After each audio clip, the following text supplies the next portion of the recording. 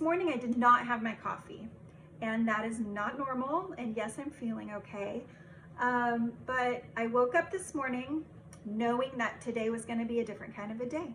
I knew I was going to reset my metabolism, and I was going to take some supplements and cut back on certain things. And so I woke up with the thought on my mind, and I had decided and I had chosen that's what I was going to do. Well, that's a choice I made. Is it fun? Was I happy I didn't have my coffee? No, I actually was kind of sad. It's like part of my morning ritual. I like to have my coffee and go sit outside, read my Bible. I like to have coffee next to me when I'm writing or when I'm working. It's just something I enjoy. Am I in the pit of hell right now? No, I am okay. And that's partly because I chose to have a good attitude about it. There are things that happen in life that are not our choice. Like a couple nights ago, my son was at the gym and his wallet and his keys were stolen. Totally didn't wake up in the morning that day and think, okay, I'm gonna go give and hand my identity. No, it was taken from him. It was stolen from him, and it was a big bummer. We have had to deal with the consequences of that and what that looks like to get new identification and to protect ourselves from someone who knows where we live and has keys to our house and keys to his car. Okay, we didn't choose that. But as I mentioned before, we do have choices. And as soon as he called me with that information, a little bit of panic started to come up. But then I thought, you know what? It's okay. It's gonna be okay. Not a great situation, not a choice we'd make, but we can deal with this. And I chose, instead of stepping out into fear and in panic, which might have happened for a couple seconds, I stepped back into peace and said, God, you've got this. God, you're in control. You are our protection. You are our provider. You've got this. We've got this. And although there was an urgency in me to take care of a couple issues, a couple things, like I drove to Home Depot and got ourselves a new lock for our front door and made it to Home Depot with like 1 minute to spare because they were closing.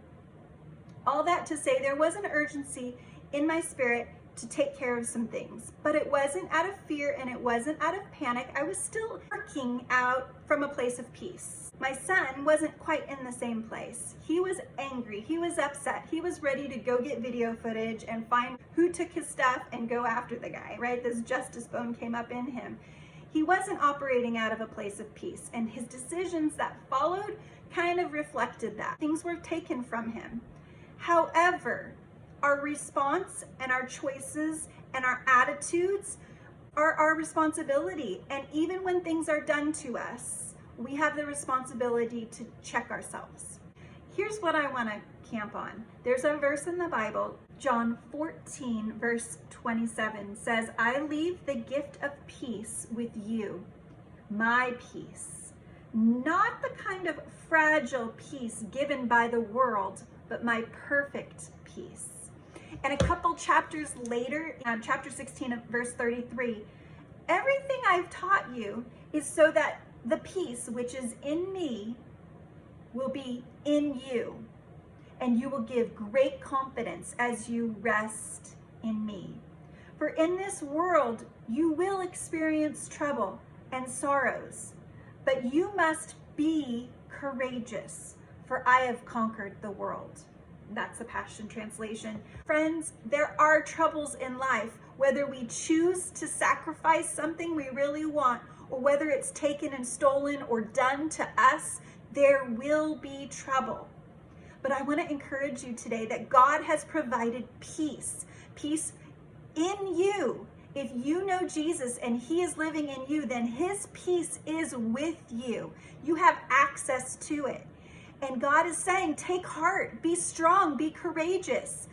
He's already overcome the world. Yes, we're going to have difficulty. Yes, someone had keys to my house, but I could stay in peace. I could stay in rest because I knew that Jesus was bigger than that situation. And Jesus gave me insight and direction along the way. He told me what to do, where to go, when to do it.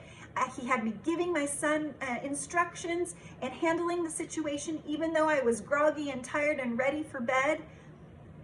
God has overcome the world. He knows what we need. He knows when we need it. And He is with you. He is with you. His peace is in you. So take heart, be courageous, and don't lose your peace.